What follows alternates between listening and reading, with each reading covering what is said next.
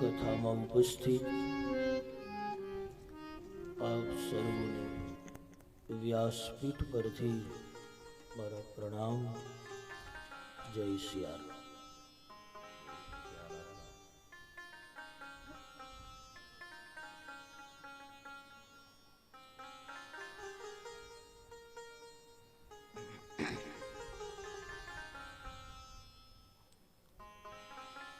થોડીક તાત્વિક અને સાત્વિક ચર્ચા કરી લઈ.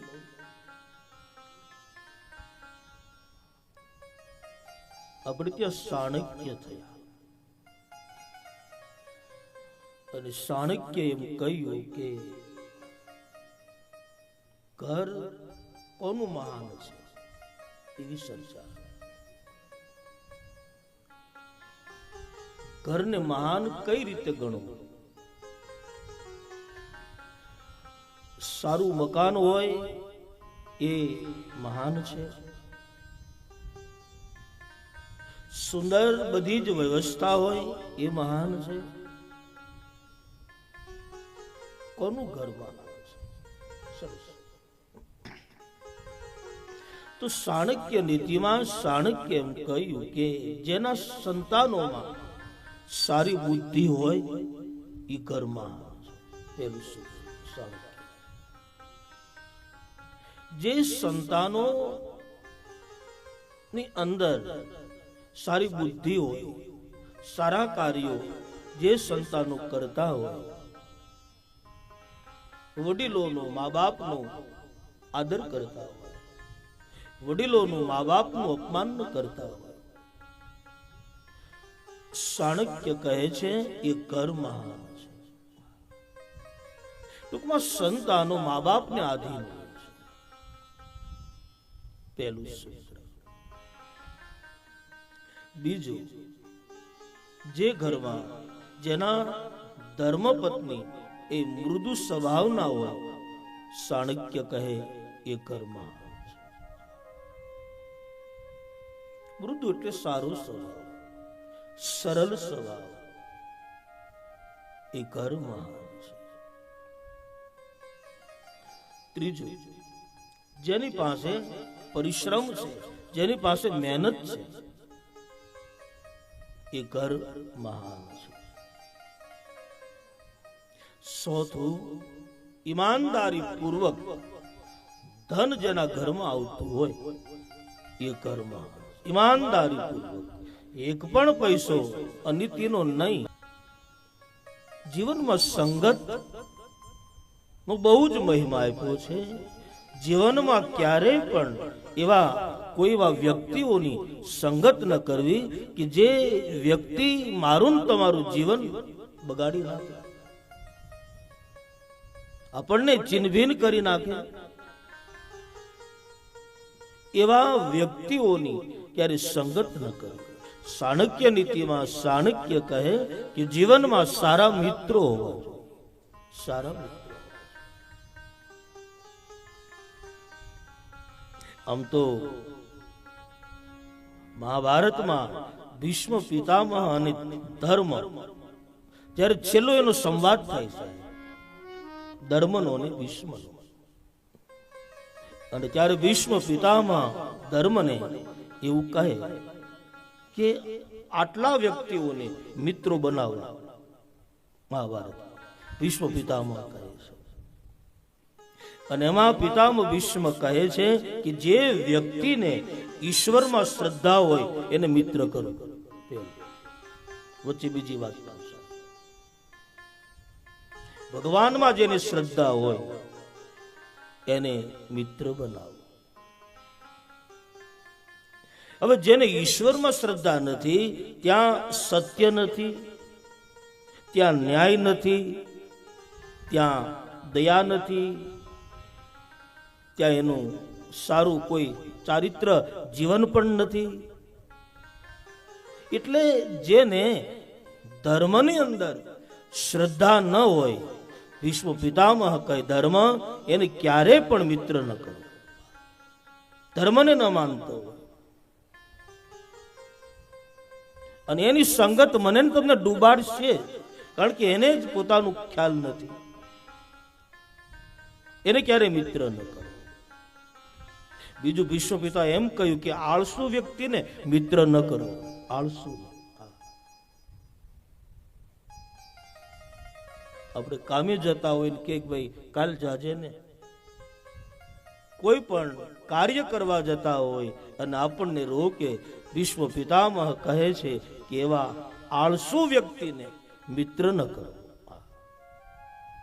કપટી લોકોને મિત્ર ન કરો. વિશ્વ પિતામહ જેના જીવનમાં કપટ છે, જેના જીવનમાં રમત છે, ઓલાને આમ કેવું, આને આમ કેવું,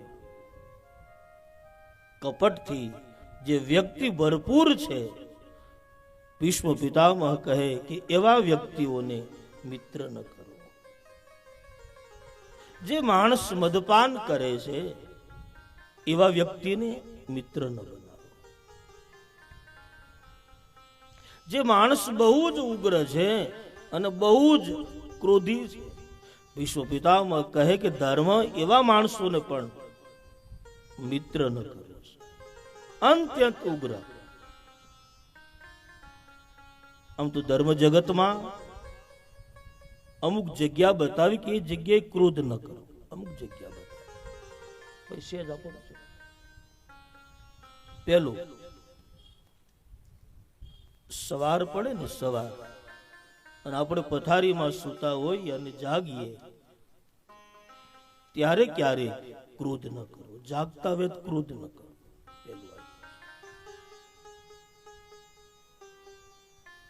બીજું, આપણે સ્નાન કરતા હોય ત્યારે ક્રોધ ન કરો.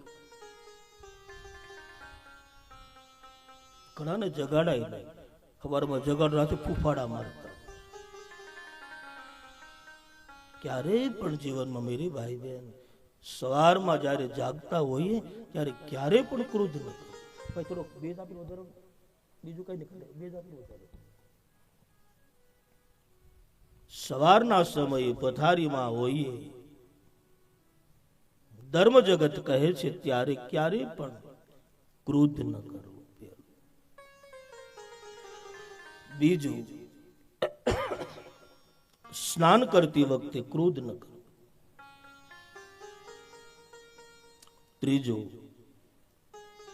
ભગવાનની પૂજા કરતા હોઈએ ત્યારે ક્રોધ ન કરો. હું તો એટલું કહું કે કદાચ ઘરમાં કોઈક માથા ભારે હોય અને આપણે પૂજા કરતા હોય, માનો કે વહુ માથા ભારે હોય, સાસુ પૂજા કરતા હોય, પછી વહુ જેટલું જેટલું જોરથી બોલે એટલું સાસુએ ટંકોરી વધારે વગાડે. જય કાના કાળા પ્રભુ નટવર નંદલાલા, મીઠી મોરલી વાલા, મીઠી મોરલી વાલા, ગોપીના પ્યારા, ઓમ જય કાના કાળા. કામળગારા કાન કામળ બહુ કીધા, વાલ કામળ બહુ કીધા, માખણ ચોરી મોહન, માખણ ચોરી મોહન, ચિત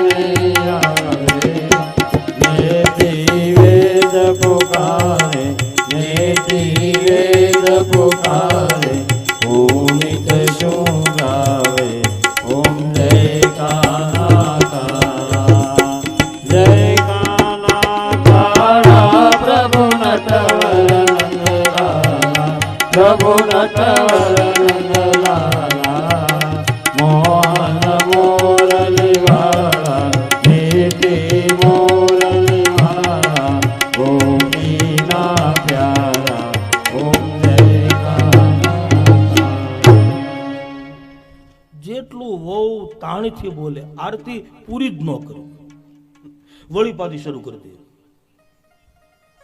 કેટલુંક બોલે સાહેબ. પછી જેમ બહુ બોલતા બંધ થાય પછી કપૂર ગૌરમ કરુણા પૂરી કરી નાખો. પણ જ્યાં સુધી જેટલું જોર જોરથી બોલે આપણે ટંકોરી વધારે વગાડે, એનું કામ કરે, આપણે આપણું કામ કરવું. એના સંસ્કારનું આપણને કે આપણે આપણી સંસ્કારનું આપણે બતાવવું. પણ મારું કહેવાનું આશય, પૂજા સમયે ક્રોધ ન કરો. નાનું બાળક ઘરમાં હોય ને, આપણે પૂજાનો સમય હોય અને બાળક આપણને હેરાન પરેશાન કરતું હોય તો પૂજાના વખતે બાળકને ધબદે ધબો ન મારો. એ તમારી પૂજા નહીં પોગે. ઘણાને પૂજા કરવી તો છોકરાને એવા ફગોળે. સાહેબ, ઘરમાં કોઈ નાનું એવું બાળક હોય અને તમને એમાં ઈશ્વર નહીં દેખાય તો ભગવાનમાં તમને ક્યારે પણ ઈશ્વર દેખાવાનું જ નથી. સાહેબ, બાળકમાં હરી છે, બાળકમાં ભગવાન છે. એકવાર વિનોબાજી બેઠેલા, વિનોબાજી ભાવે, અને એમાં કોઈ છોકરાઓ તોફાન કરતા, એટલે એના મા બાપે વિનોબાજીને ફરિયાદ કરી કે બાબા છોકરાઓ તોફાન બહુ, કંઈક કયો ને તમે. વિનોબાજીને મૌન હતું. એટલે વિનોબાજીએ એક કાગળમાં લખી દીધું કે બચ્ચે હી સચ્ચે હૈ, બાકી સબ કચ્ચે હૈ. વિનોબાજી ભાવેના બચ્ચે હી સચ્ચે હૈ, બાકી સબ કચ્ચે હૈ. તો પૂજાના સમયે ક્રોધ ન કરો મેરે ભાઈ ને. ચોથું, ભોજન કરવા બેસીએ ત્યારે ક્રોધ ન કરો. શાકમાં નિમક વધારે ઓછું હોય તો જમી લો. એમાં ક્રોધ કરવાથી એ અન્નદેવ માને ઈશ્વરનું અપમાન છે. એટલે કહું, અન્ન તમે કોઈને રોટલો ખવડાવો, તમે રોટલો નથી ખવડાવતા. અયમ બ્રહ્મ, વેદ કહે છે, તમે એને ઈશ્વર આપો છો, તમે એને ભગવાન આપો છો. થાળીમાં જે કઈ રસોઈ આવે, ભૂખ ન લાગી હોય તો કલાક પછી ખાવ, કેવું મને ભૂખ નથી. બાકી ધમ પછાડા તો કરવા જ નહીં.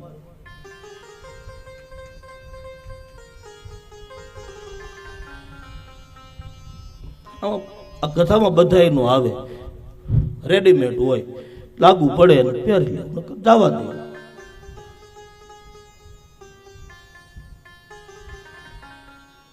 બહેનોએ કેટલી તકલીફથી ભોજન બનાવ્યું હોય. આમ તો મહાપુરુષો એવું કહે કે પુરુષો યજ્ઞ કરવો, પણ બહેનો ન કરે ને તો ચાલે. કારણ કે બહેનોએ વધારે એને યજ્ઞ પાસે જ રહેવાનું હોય. ઉઠે નાથી યજ્ઞ, ઉઠી તરત મૂકો ચા અગ્નિ પાસે, લાવો ભાખરી અગ્નિ પાસે, બપોર થાય તો લાવો રોટલા અગ્નિ પાસે, સાંજ પડે. બહેનોનું લગભગ વધારે સમય બહેનો અગ્નિ પાસે હોય. એટલે ભોજન કરતી વખતે શાસ્ત્રો સાહેબ કહે છે કે ક્રોધ ન કરવો. ભોજનના સમય ક્રોધ ન કરવો. પછી સંધ્યાના ટાણે ક્રોધ ન કરો. સંધ્યાનો સમય હોય ત્યારે ક્રોધ ન કરો. આમ તો સંધ્યાના સમય ઘણું ન કરવું. એ પહેલાના વડીલો એવું કહેતા કે સંધ્યાના ટાણે ઘરના નેવા હેઠે ન બેસાય, સંધ્યાના સમયે માથાના છૂટા વાળ ન રખાય, સંધ્યા સમયે પાણી પણ, વડીલો આપણા પાણી પણ ન પીવા દેતા.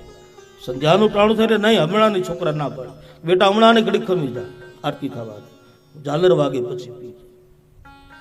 અમુક વસ્તુ એ સંધ્યા સમયે ન કરવું. અને એમાં શાસ્ત્ર કહે છે કે સંધ્યાના ટાણે ક્રોધ ન કરવો.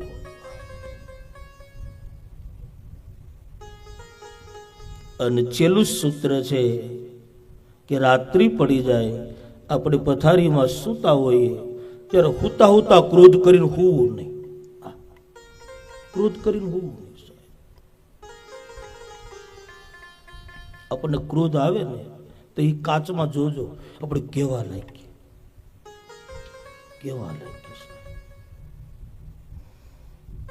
તો શાસ્ત્રો કહે છે કે આટલી જગ્યાએ ક્રોધ ન કરવો.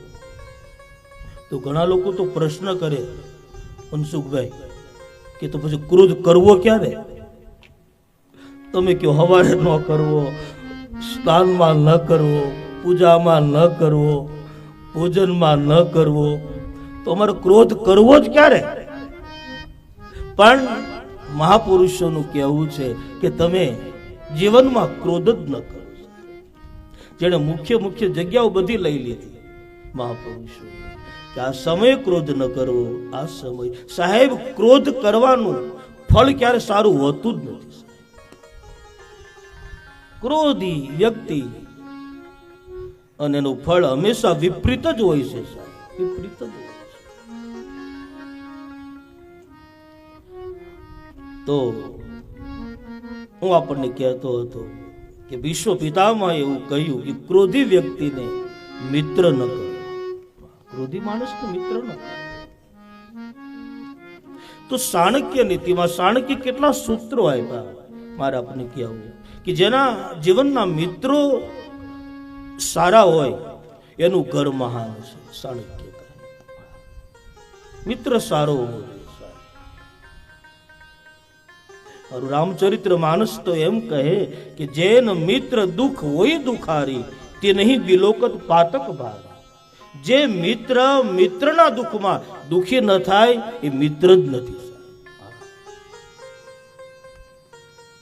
સેવક સઠ માણસ કહે છે, સઠ સેવક નહીં સારું, રાજા કુપન નહીં સારું, કુનારી નહીં સારી, અને કપટી મિત્ર શૂલ સંસારી. સેવક સઠ નૃપ કુપન કુનારી અને કપટી મિત્ર શૂલ સંસારી. આ ચાર વ્યક્તિ મને તમને શૂળ સમાન વાગે છે. શૂળ સમાન વાગે છે. મોલ હોય ને મોલ, એમાં ઘરની બધી વસ્તુ મળે. મોલમાં તમે મીઠાથી માંડી અને કોઈ પણ વસ્તુ તમે લેવા જાઓ મોલમાં બધું જ મળે, પણ સંસ્કાર ન મળે. બધી જ વસ્તુ મળે સાહેબ, પણ સંસ્કાર ન મળે. અને સંસ્કાર જોતા હોય તો મોલમાં ન જાવું, આવા માહોલમાં આવું. સંસ્કાર તો કથા જ આપી શકે, સંસ્કાર તો સત્સંગ જ આપી શકે, કથા તો આવો માહોલ જ આપી શકે સાહેબ. બાકી તમે ગમે ત્યાં ભટકો મેરે ભાઈ બહેન, તમને સંસ્કારનું ચિંતન નહીં થાય. કથાના માધ્યમથી જ સંસ્કારો તમને આવશે. કથા જ મને તમને જગાડશે. કથા જ મને તમને અનેક પ્રેરણાઓ આપશે. કથા જ મને તમને સારા વિચારો આપશે. તો ચાણક્ય કહ્યું કે આવા મિત્રો સારા હોય એનું ઘર મહાન છે. બીજું, જેના ઘરમાં અતિથિનો સત્કાર હોય એનું ઘર મહાન છે. અતિથિનો સત્કાર. કોઈ પણ અતિથિ આવે એનું ક્યારેય અપમાન ન કરે. જે સમય આવે એ સમયે એને માન આપે. ભોજનનો સમય એને જમાડે. અતિથિનો સત્કાર જેના ઘરમાં છે, ચાણક્ય કહે એનું ઘર મહાન છે. તેના ઘરમાં અતિથિનો સત્કાર છે. પછીનું સૂત્ર છે, જેના ઘરમાં પરમેશ્વર એટલે કે ઈશ્વરની ઉપાસના થતી હોય એનું ઘર મહાન છે. જેના ઘરમાં ભગવાનની પૂજાઓ થતી હોય, ઈશ્વરની ઉપાસનાઓ થતી હોય એનું ઘર મહાન છે. અને સદા સજ્જન પુરુષનો જેના ઘરમાં સંગ હોય એનું ઘર મહાન છે. કોઈ એવા મહાપુરુષો જેની સંગત હોય, કોઈ સારા પુરુષો એના જીવનમાં હોય, સાહેબ ચાણક્ય કહ્યું કે એનું ઘર મહાન છે. ચાણક્ય બહુ મહાન હતા સાહેબ, ચાણક્ય બહુ મહાન હતા. જ્યારે ચાણક્ય નાના હતા ને, પછી માના ખોળામાં સૂતેલા, પછી માં ચાણક્યને જોઈ અને રુદન કરવા લાગી. તો ચાણક્ય પૂછ્યું, માં શું કામ રડે છે? તો માં એમ કહે કે બેટા તારા દાંત એ પ્રમાણે છે, તો તારા દાંત એવું કહે છે કે તું મોટો થઈશ પછી તું અમારી સેવા નહીં કરે, તારા દાંત એ પ્રમાણે છે. સાહેબ ચાણક્ય નાના હતા, ઊભા થયા, પથ્થરનો પાણો લીધો અને દાંત પાડી નાખ્યો. દાંત પાડીને માના ખોળા મૂક્યો, માં લે. આ ચાણક્ય સાહેબ, એને બહુ બહુ નીતિ સૂત્રો ચાણક્ય બહુ આપ્યા, અને એકવાર ચાણક્યના એ નીતિ સૂત્રોને વાંચી અને જીવનમાં ઉતારવા પડે. આવા આવા આવા વાક્યો ચાણક્ય બોલ્યા છે, આવા વાક્યો બોલ્યા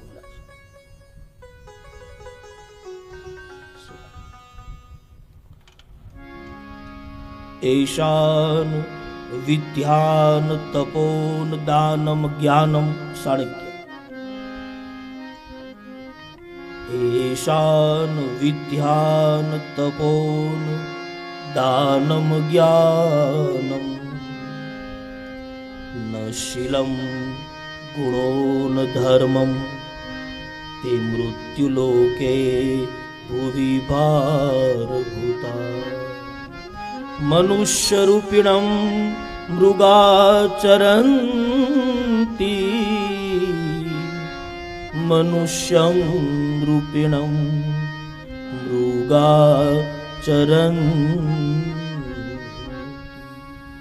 ચાણક્ય કહે છે કે જેની પાસે વિદ્યા નથી, યેશાન વિદ્યા, ચાણક્ય બોલે કે જેની પાસે વિદ્યા નથી, જેની પાસે તપ નથી, જેની પાસે દાન નથી, જેની પાસે જ્ઞાન નથી, જેની પાસે દયા નથી, જેની પાસે નમ્રતા નથી, જેની પાસે ધર્મ નથી, જેની પાસે સારું આચરણ નથી, એ બધા જ પશુ છે. ચાણક્ય મનુષ્ય રૂપિણમ મૃગા ચરંતી, જેની પાસે સારા વિચારો નથી એ માણસ માણસ નથી. ચાણક્ય કહે બધા જ પશુના રૂપમાં સાહેબ છે. આમ તો ચાણક્યના ઘણા સૂત્રો સાહેબ. ચાણક્ય એમ કીધું કે અમુક વ્યક્તિઓને પગથી સ્પર્શ ન કરવો, ચાણક્ય કહે. અને એમાં પહેલું સૂત્ર એને અગ્નિ આપ્યું. અગ્નિ હોય ને સાહેબ, એને ક્યારે પગથી સ્પર્શ ન કરવો, અગ્નિ. હવે ચૂલા તો ગયા, પણ ચૂલા હોય, યજ્ઞ કોઈ જગ્યાએ થતો હોય અને યજ્ઞનો તિખારો હોય તો એને પગથી સ્પર્શ ન કરવો, એ અગ્નિનું અપમાન છે. બીજું, આપણા ગુરુ હોય તો એને ક્યારે પગથી સ્પર્શ ન કરવો, બ્રાહ્મણને ક્યારે પગથી સ્પર્શ ન કરવો, ગાયને ક્યારે પગથી સ્પર્શ ન કરવો. નાની દીકરી ઘરમાં હોય તો સાહેબ દીકરીને પણ ક્યારે પગથી સ્પર્શ ન કરવો. ઘરમાં વૃદ્ધ લોકો હોય, મા બાપ હોય, એને પણ ક્યારે પગથી સ્પર્શ ન કરવો. અને નાનું બાળક ઘરમાં હોય એને પણ ક્યારે પગથી સ્પર્શ ન કરવો. ચાણક્ય નીતિમાં આટલા સૂત્રો આવ્યા છે. આટલા માણસોને ક્યારે પણ પગથી સ્પર્શ કરવો.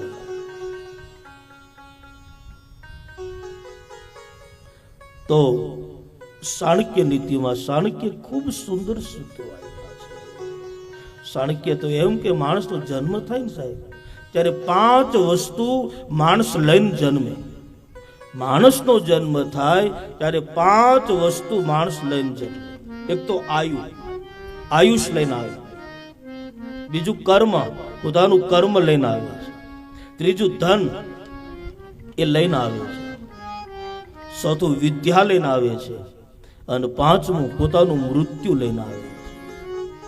આ 5 સૂત્રો ચાણક્ય બતાવ્યા. કોઈ પણ જીવ આવે ત્યારે 5 વસ્તુ લઈને આવે છે. તો ચાણક્ય બહુ સુંદર સૂત્રો સાહેબ છે. તો 2-5 મિનિટ હરિનામનો આશ્રય કરી દો. હરે કૃષ્ણ Hare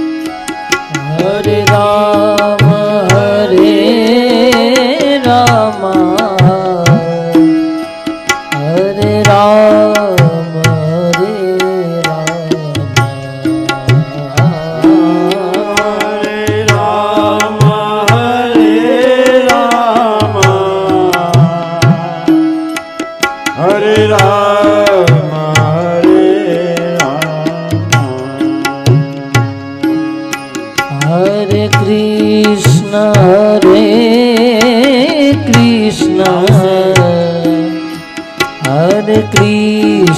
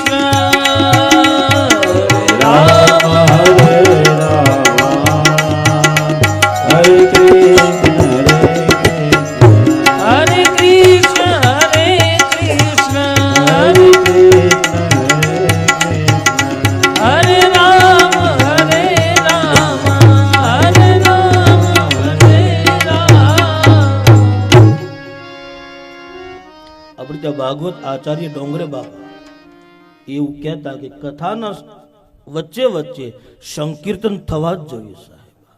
એનું નામ જ કથા છે. કદાચ કેવલ કથા, કદાચ મને ને તમને ઊંઘ પણ આવી જાય, પણ જ્યારે સંકીર્તન કરાવવામાં આવે ત્યારે આપણે સાહેબ જાગૃત થઈ જાય સાહેબ. અહીંયા કથા હોય ને આપણે બોટાદ ગયા હોય, સુરેન્દ્રનગર ગયા હોય, રમણભાઈ કઈ આપણા કઈ મેળ ખરા? શરીર અહીંયા હોય પણ આ તો ક્યાંય ને ક્યાંય ફરતું જ હોય સાહેબ. પણ જ્યારે સંકીર્તન ગાવામાં આવે સાહેબ, ત્યારે મન ગમે ત્યાં હોય પાછું આવી જાય, દોડી દોડી મન પાછું માળવે આવી જાય. એટલે સંકીર્તનનો બહુ મહિમા ગવાયો, કીર્તનનો બહુ મહિમા ગવાયો સાહેબ. તો આવો કથામાં પ્રવેશ કરીએ. यही मह रघुपति नाम उदारा अति पावन पुराण श्रुति सार मंगल भवन मंगलहारी उमा सहित जेहि जपत पुराण. गंगा यमुना सरस्वती ने किनारे याज्ञवल्क जी सुंदर कथा महर्षि भरद्वाज जी ने कही રહ્યા છે. कैलाशना दीत शिखर ऊपर भगवान महादेव शिव मां भवानी ने आ कथा कही રહ્યા છે. नीलगिरी पहाड़ ऊपर कागभूषणी जी विष्णु भगवान नु वाहन श्री गरुड़ एमज आदि आदि परमहंसों ने राम कथा कही રહ્યા છે. અન ગોસ્વામી તુલસીદાસજી પોતાના સ્વાંત સુખ માટે કથા પોતાના મનને જ કહે છે. ગઈકાલે ધામધૂમથી રામ જન્મનું પ્રાગટ્ય કર્યું. 1 વાગ્યો તો બેનો કે હજી તો રાસ લેવો, બધું હવાર પાડવું કે હું, પણ છોડા થાકે નહીં હો,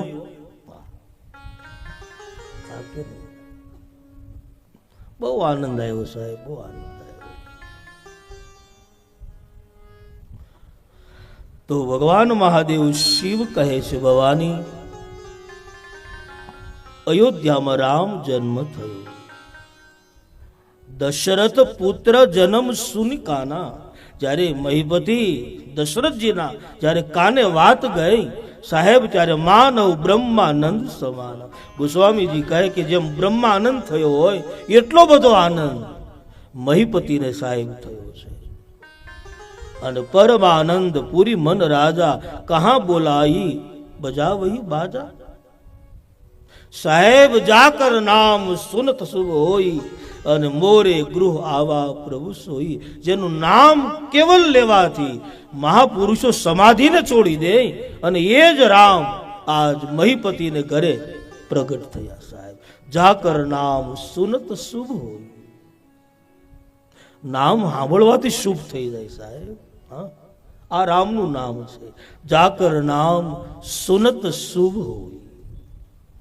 રામનું નામ કેવલ સાંભળવામાં આવે ને તો આમ બધું શુભ શુભ થવા લાગે સાહેબ, બધું મંગલ મંગલ થવા લાગે છે. તો એ રામ તત્વ, એ ઈશ્વર તત્વ ભગવાન શિવ કહે, ભવાની અયોધ્યામાં જન્મ ધારણ કર્યો છે.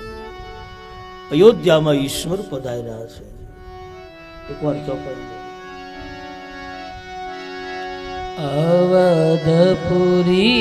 અવધપુરીયા ચરિત પ્રકાશ નવમી ભૌમ 12 મધુમાસ. અવધપુરીયા ચરિત પ્રકાશ નવમી ભૌમ 12 મધુમાસ. નવમી ભૌમ 12 મધુમાસ. અવધપુરીયા ચરિત પ્રકાશ અવધપુરી ચરિત પ્રકાશ અવધપુરી ચરિત પ્રકાશ અવધપુરી ચરિત પ્રકાશ. રામ જન્મ અયોધ્યામાં થયો છે. પૂરી અયોધ્યા નગરી શણગારી છે અને ભગવાન રામનું પ્રાગટ્ય થયું એનો બહુ જ મોટો ઉત્સવ અયોધ્યામાં ઉજવવામાં આવ્યો છે. હજુ કંઈક સમાચાર ઓછા છે કે વળી મહીપતિને એક નવા સમાચાર આપવામાં આવ્યા છે.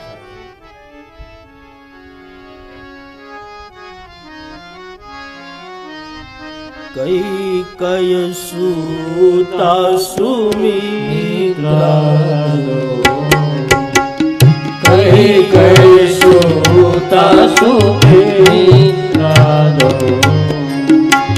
સુંદર સુત જન મત ભેવો સુંદર સુત જન મત ભેવો કઈ કઈ સુતા સુમિત્રા કઈ કઈ સુતા સુમિત્રા. મહીપતિને એક નવા જ ખબર આપવામાં આવ્યા કે મહીપતિ વધાયો કેમ?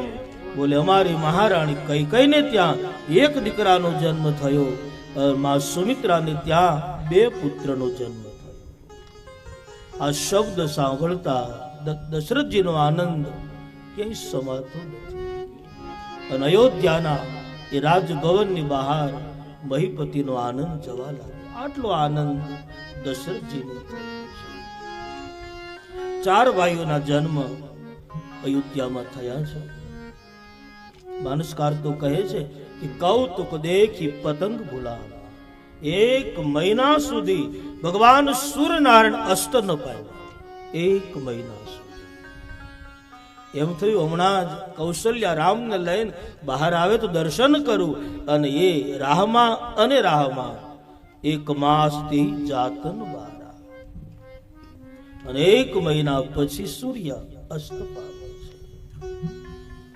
કથા કહેતા કહેતા ભગવાન શિવ કહે ભવાની જ્યારે અયોધ્યામાં રામ જન્મ થયો અને મને જ્યારે ખબર પડી ત્યારે હું અયોધ્યા ગયો રામ દર્શન માટે, અને મેં અયોધ્યામાં જઈ અને નાની એવી ચોરી કરી.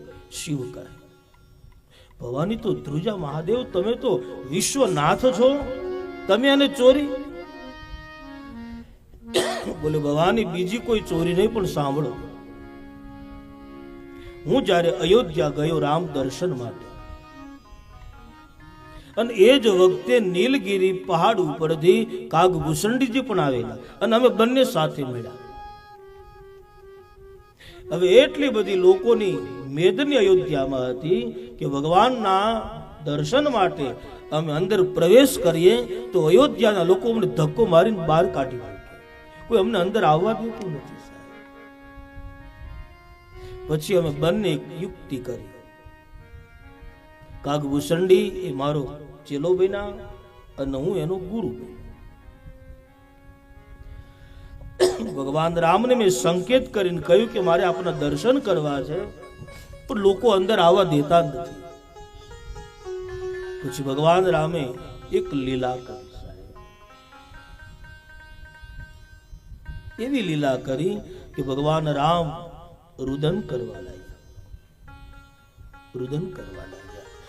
એટલા બધું પ્રભુ ભગવાને રુદન કર્યું સાહેબ કે એટલા બધા વૈદો હકીમોને બોલાવવામાં આવ્યા છે, પણ રામ ચૂપ થતા જ નથી. અને એમાં કાગભૂષણજી ભગવાન મહાદેવ શિવનો બધાને પ્રચાર કરે કે હિમાલયથી કોઈ બહુ જ મોટા કોઈ જ્યોતિષ આવ્યા છે, અને અમે એવું સાંભળ્યું તમારા પુત્ર બહુ રુદન કરે કૌશલ્યાનંદન, પણ જો એક ક્ષણિક વાર 1 મિનિટ જો આ મહાપુરુષના ખોળામાં તમે આપો તો જિંદગી ભર તમારો દીકરો ન રોવે એમ કરી દે. હવે મહીપતિ સુધી વાત ગઈ. ધીમે ધીમે દશરથજી તુરંત હુકમ કરે છે કે મહાપુરુષને લાવો. ભગવાન શિવજીને ખબર પડ્યા અને મહાદેવને અંદર બોલાવે છે. અને ભગવાન શિવ અયોધ્યામાં માં કૌશલ્યના ભવનની અંદર સાહેબ પ્રવેશ કરે છે. બહુ સુંદર પદ છે.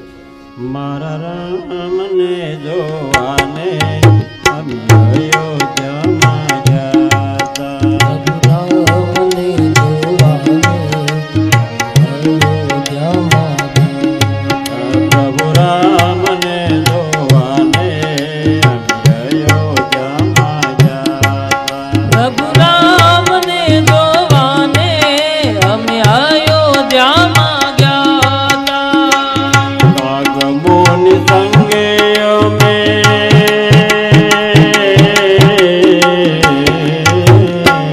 કાગમોની સંગે અમે ફરવાને જાતા. કાગમોની સંગે અમે ફરવાને ગયા. મારા રામને જોવાને અમે અયોધ્યામાં જાતા.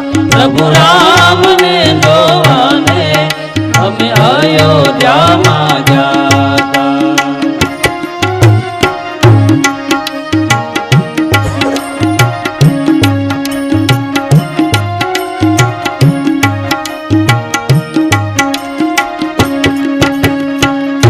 નક્કી એક માસ અમે પાન ભૂલી જાતા. નક્કી એક માસ અમે પાન ભૂલી ગયા. બ્રહ્માજી જેવા ત્યાં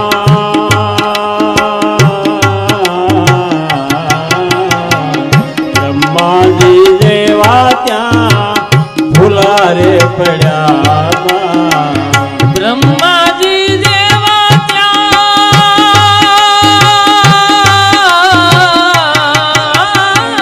બ્રહ્માજી દેવા ત્યાં ભૂલારે પડ્યા. મારા રામને જોવાને અમે અયોધ્યામાં ગયા. પ્રભુ રામને જોવાને અમે અયોધ્યામાં ગયા.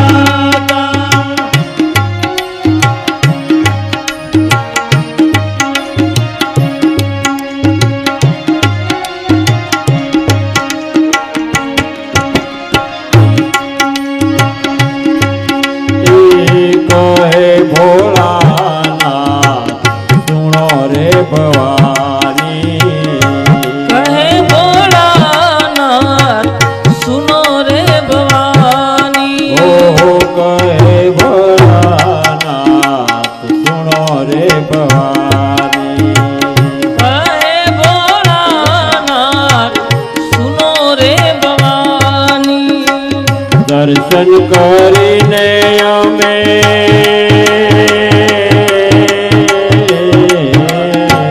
દર્શન કરીને અમે ધન્ય બની ગયા.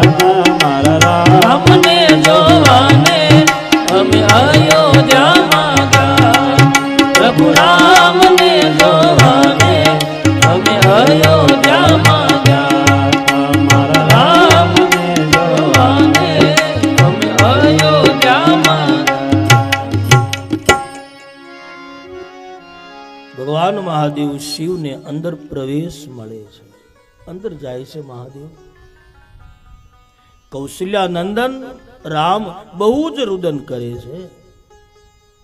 ભગવાન મહાદેવ શિવ બહાર બેઠા છે આંગણામાં. માં કૌશલ્યા રામને ત્યાર કરે છે. પીળું વસ્ત્ર પહેરાયું છે. કપાળમાં નાનું એવું રઘુવંશનું તિલક શોભે છે.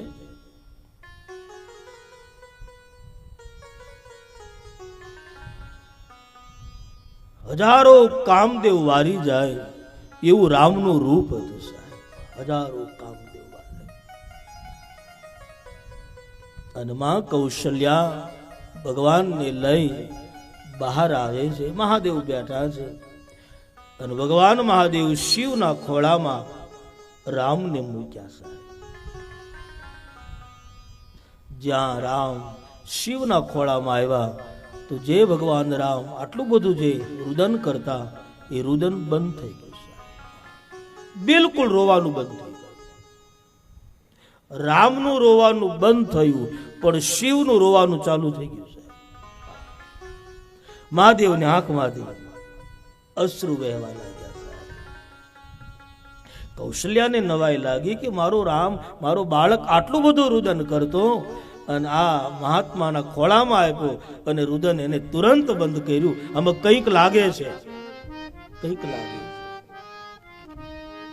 એટલે કૌશલ્યા ભગવાન શિવને કહે, બાબા આ મારો પુત્ર છે, હજુ એના નામકરણ કર્યા નથી, તમે જરા એનો હાથ જોઈ અને હસ્તરેખા જોઈ આપો ને.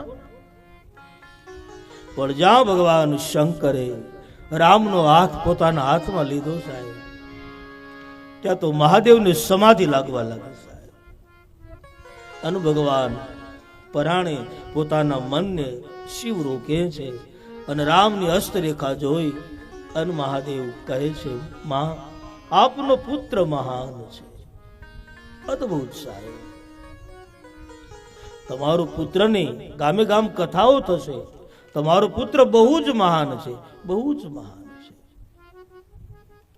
પણ માં તમારો પુત્ર જ્યારે થોડો મોટો થશે ત્યારે અયોધ્યામાં કોઈ સાધુ આવશે અને તમારા દીકરાને લઈ જશે.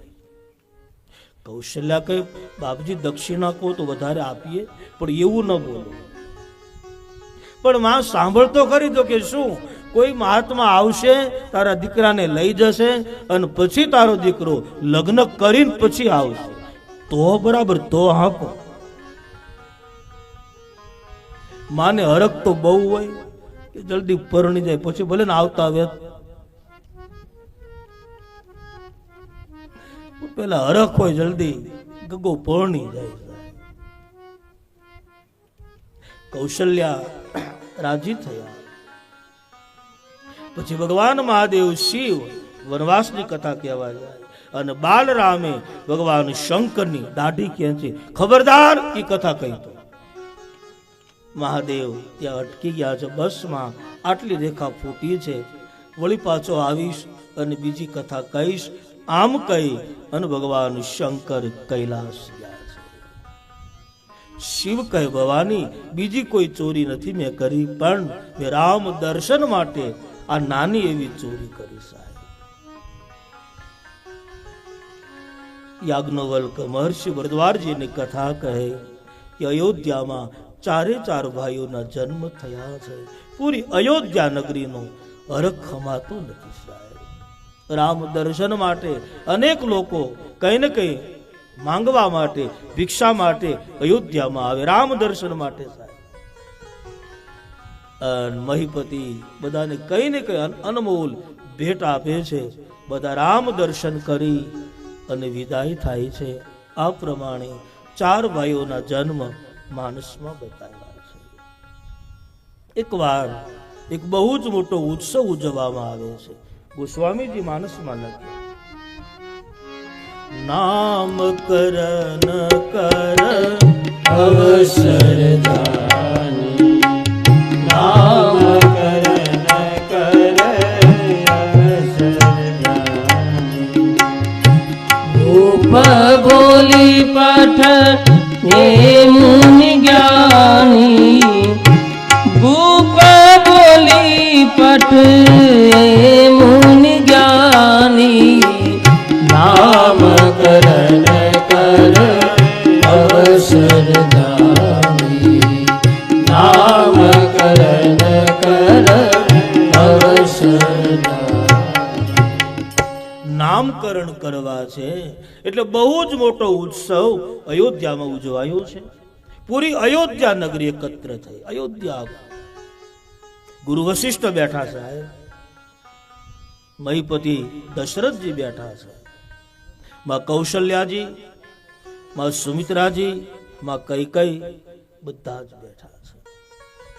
માં કૌશલ્યાની ગોદમાં એક બાળક રમે છે. માં કૈકેયીની ગોદમાં એક બાળક રમે છે, સુમિત્રામાની ગોદમાં 2 બાળકો રમે છે. પણ લક્ષ્મણજીનું મગજ પહેલેથી બહુ તોફાની, એટલે સુમિત્રામાં 2 દીકરાને એક સાથે રાખી શકતા નથી. એટલે જે નાનો દીકરો છે, જેનું નામ શત્રુઘ્ન પડશે, એને લઈ અને કૈકેયીની ગોદમાં મૂકે. એ પ્રમાણે કૈકેયીની ગોદમાં 2 બાળકો થયા છે.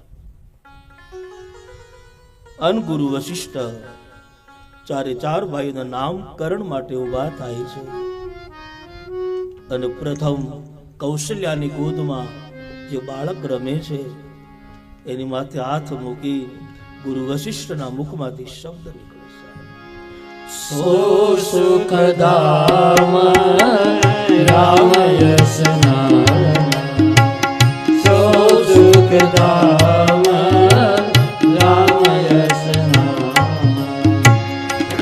અખિલ લોકદાયક વિશ્રામા, અખિલ લોકદાયક વિશ્રામા, સો સુખધામ રામ યશ નામ, સો સુખધામ રામ યશ નામ.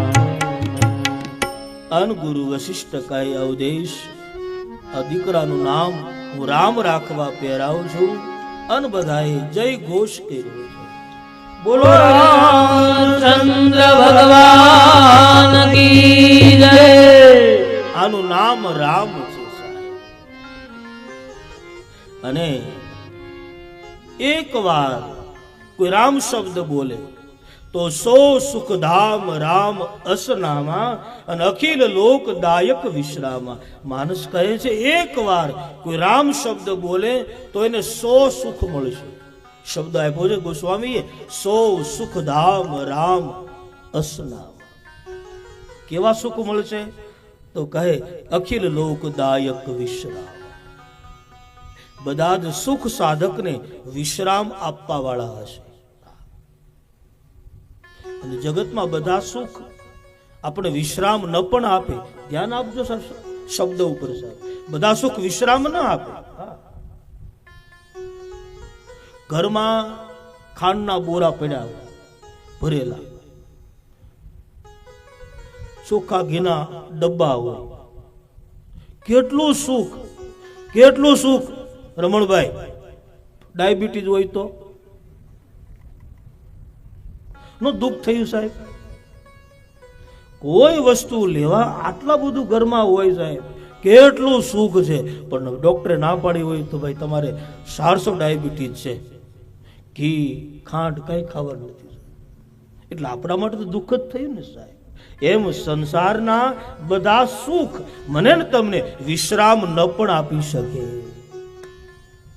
પણ રામ શબ્દ એવો છે મેરે ભાઈ બહેન, કોઈ રામ શબ્દ બોલે તો ગોસ્વામીજી કહે એને બધા 100 સુખ મળે અને બધા જ સુખ એને વિશ્રામ આપવા વાળા હશે. બધા સુખ એને વિશ્રામ આપશે.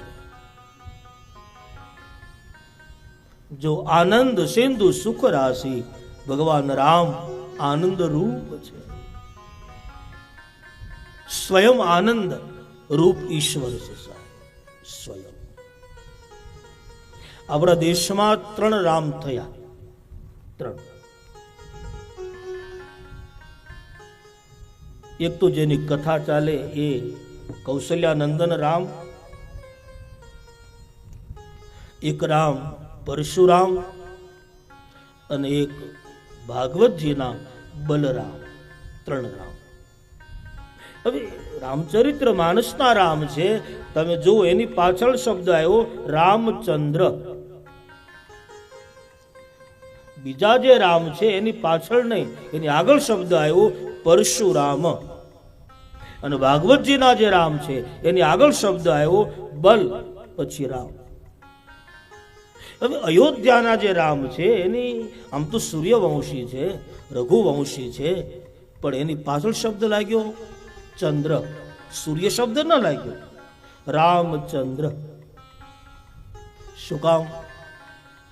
હમણાં જ આપણને એમ કહ્યું કે જ્યારે અયોધ્યામાં ભગવાન રામનો જન્મ થયો ત્યારે 1 મહિના સુધી ભગવાન સૂર્યનારાયણ અસ્ત ન પામ્યા, અને 1 મહિના પછી જ્યારે ચંદ્ર આવે ત્યારે એ જ ચંદ્ર ભગવાન રામને ઠપકો આપે કે 1 મહિનાથી તમારી રાહ હતી, આપના દર્શન જ ન થયા.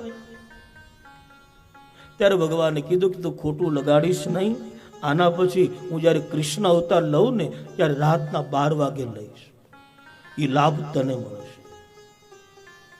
તો આમ ચંદ્રને આમ આનંદ ન આવ્યો, એટલે ભગવાને કીધું કે ભાઈ એક કામ કરજો કે શું, મારા નામની પાછળ તારું નામ લગાડું. હવે રાજી એટલે બોલાય છે રામચંદ્ર, નહીં તો રામ તો સૂર્યવંશી છે, રઘુવંશી સાહેબ છે. તો એ રામચંદ્ર ભગવાન.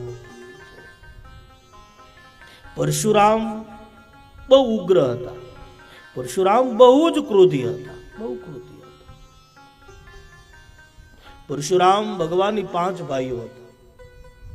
એના પિતા જમદગ્નિ, માતા રેણુકાજી.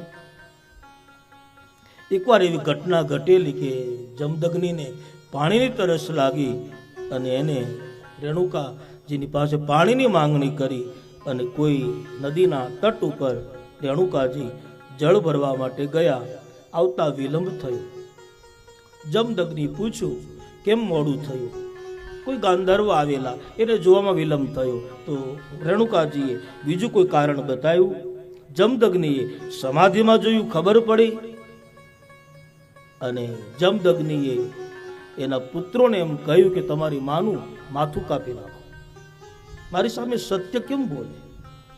પરશુરામની 5 ભાઈઓ હતા, એમાંથી 4 ભાઈની હાજરી હતી, એટલે 4 ભાઈઓએ ના પાડી કે પિતાજી ક્ષમા કરજો, અમારી મા ઉપર અમે હાથ ન ઉપાડીએ. અને એમાં પરશુરામજી આવ્યા. જમદગ્નિ પરશુને કહ્યું, અને તુરંત પરશુરામે પરશુ લઈ માનું મસ્તક કાપ્યું. પિતા રાજી થયા, બેટા તે મારી ઈચ્છા પૂરી કરી, માંગ શું આપું. અને પરશુરામે માંગણી કરી કે પિતાજી તમારે આપવું હોય ને તો મારી માને પાછી જીવતી કરી દો. અને વળી જમદગ્નિ મારી રેણુકાજીને બધા સજીવન કરે છે. 1 વાર 2 વાર નહીં પણ 21 વાર જેને આ પૃથ્વીને ક્ષત્રિયહીન કરી એવા ભગવાન પરશુરામ સાહેબ. આવા પરશુરામ તો એ પણ રામ છે. અને ભાગવતજીના બલરામ અદ્ભુત બલ હતું, અદ્ભુત બલ હતું સાહેબ. જ્યારે ભગવાન કૃષ્ણ રૂકમણીજીનું અપહરણ કરી અને જાય ને સાહેબ, અને પછી રૂકમી શિશુપાલ એની સેના લઈ અને ભગવાન કૃષ્ણની પાછળ દોડે રથો લઈ, અને જ્યારે બલરામને ખબર પડે ત્યારે બલરામ વચ્ચે આવે છે. રૂકમી અને શિશુપાલ જ્યારે બલરામને જોવે ત્યારે એના ગાત્રો ઢીલા પડી ગયા કે હવે કૃષ્ણ પાસે જઈ ન શકાય. આટલું બલ બલરામમાં. 3 રામ થયા. પણ રામચરિત્ર માનસના કોઈ રામનું નામ લે તો ગોસ્વામીજી કહે એને 100 સુખ મળે છે. બધા જ સુખ સાધકને વિશ્રામ આપવા વાળા છે. હવે રામ જેવી જ અણસાર, રામ જેવો સ્વભાવ, મહારાણી કૈકેયીની ગોદમાં જે બાળક રમે છે એના મસ્તક ઉપર હાથ મૂકી ગુરુ વશિષ્ઠ બોલે છે, વિશ્વભરણ પોષણ કરજો, વિશ્વભરણ પોષણ કરજો, તાકર નામ ભરત સોઈ, તાકર નામ ભરત સોઈ, વિશ્વભરણ પોષણ કરજો, વિશ્વભરણ પોષણ કરજો. આ દીકરાનું નામ ભરત રાખું છું. સભાએ જય જયકાર કર્યો. બોલ લે ભરતલાલજી મહારાજ કી જય. આનું નામ ભરત છે. જેમ 3 રામ થયા ને એમ 3 ભરત પણ થયા. 3 ભરત થયા છે. એક ભરત કૈકેયી નંદન ભરત, એક ભરત ભાગવતજીના જડ ભરત, અને એક ભરત શંકુતલા અને દુષ્યંત પુત્ર ભરત. 3 ભરત થયા. આમ તો 3 ભરત ઉપરથી આપણા દેશનું નામ ભારત થયું. 3 ભરત કેટલા બધા મહાન થયા છે. ભાગવતજીમાં લખ્યું કે પ્રથમ આપણા દેશનું નામ નાભ હતું. નાભ ભાગવતજીમાં ઉલ્લેખ આવ્યો, નાભ. પણ આ 3 ભરત એટલા બધા મહાન થયા કે આપણા દેશનું નામ ભારત થયું.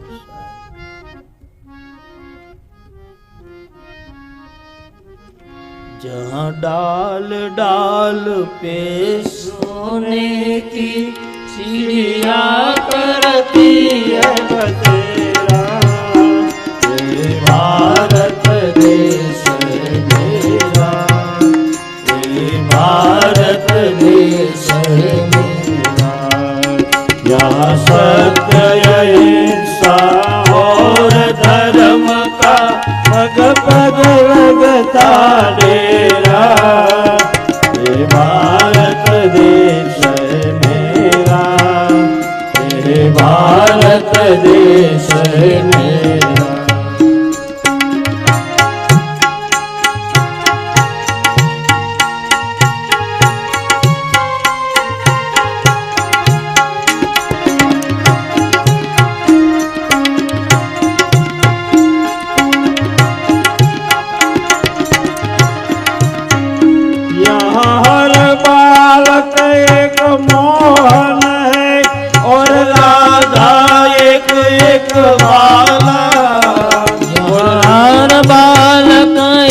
मोहन है और राधा एक एक बाला, राधा एक बाला, यहाँ प्रेम की बंसी सदा बजे, बजाए जाम सुनेरा, ये भारत देश मेरा, ये भारत देश मेरा, यहाँ डाल डाल पे सोने की चिड़िया करती है बसेरा, ये भारत देश मेरा, ये भारत देश मेरा।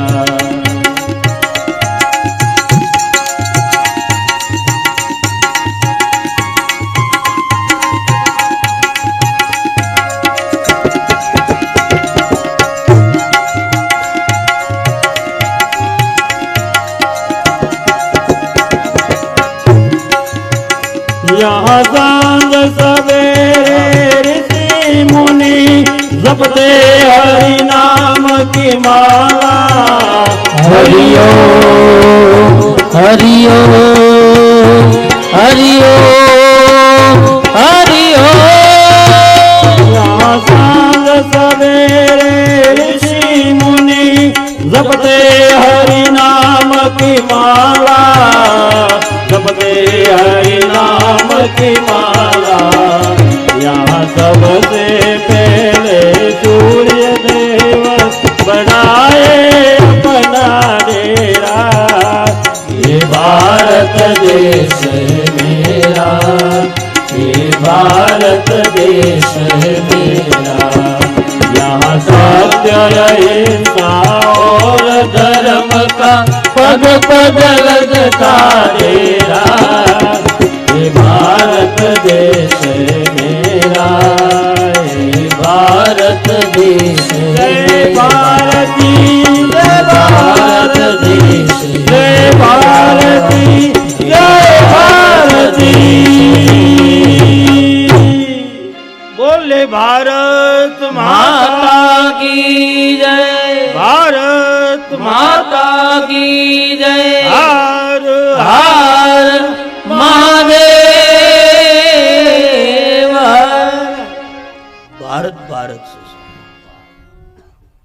એક વાર સ્વામી વિવેકાનંદ જ્યારે શિકાગોની પરિષદમાં વિદેશમાં ગયા ને, પછી એક વિદેશીએ પ્રશ્ન કર્યો વિવેકાનંદજી કે તમારે ભારતમાં રાત પડે અને વિદેશોમાં રાત પડે તો તમને ફરક શું લાગે? તો વિવેકાનંદે જવાબ આપ્યો કે તમારે ત્યાં રાત પડે ત્યારે હોટલમાં દેવા થાય અને ભારતમાં રાત પડે ત્યારે મંદિરોમાં દેવા થાય. આ ભારતની અસ્મિતા છે.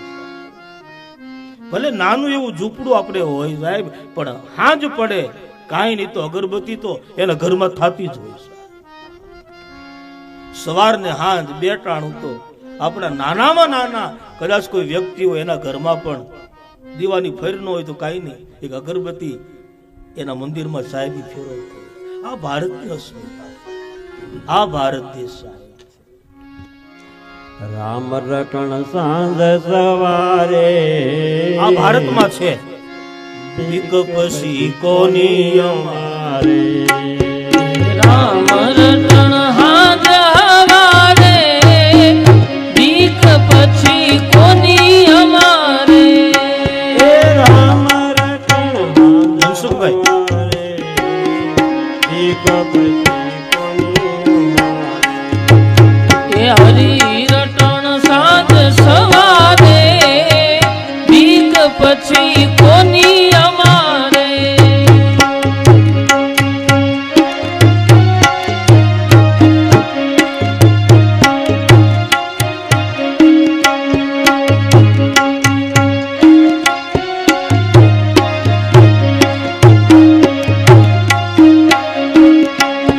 આ દુનિયા દો રંગી વાલા આવે એમ બોલે. રંગી વાલા આવે એમ બોલે. આ દુનિયા દો રંગી વાલા ભાવે એમ બોલે. દુનિયા દો રંગી વાલા આવે એમ બોલે. સાચું ખોટું તારા આધારે, બીક પછી કોની અમારે. એ સાચું ખોટું તારા આધારે, બીક પછી કોની અમારે. આ મનડું મસ્તાન બની ગુણલા તારા ગાવસો. મનડું મસ્તાન બની ગુણલા તારા ગાવસો. એ પ્રેમ પ્યાલો પીધો કિનારે, બીક પછી કોની અમારે. આ પ્રેમ પ્યાલો પીધો પીનારે, બીક પછી કોની અમારે.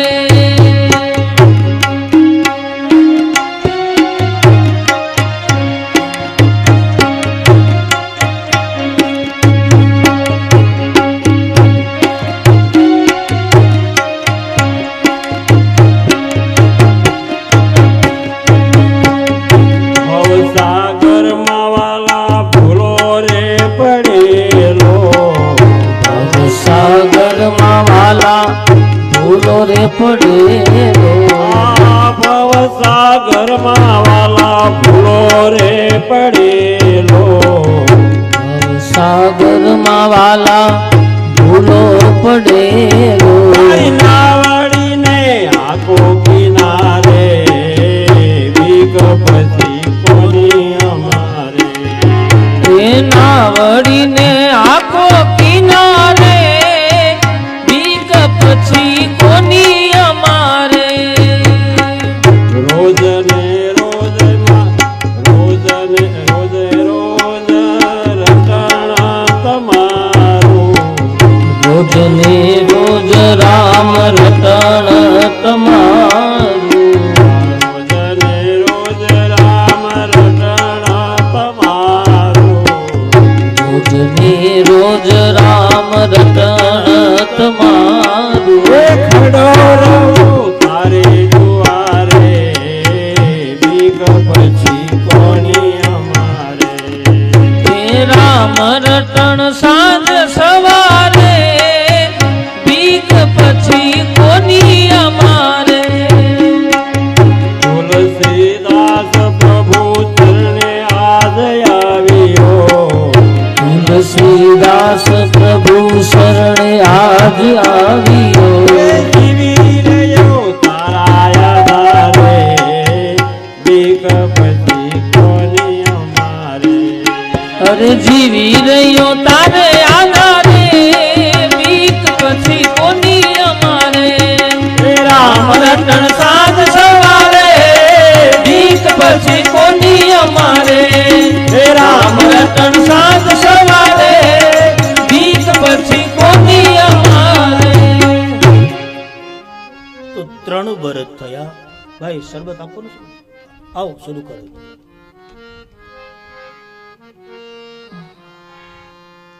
જાહેરાત હોય તો કરી દો.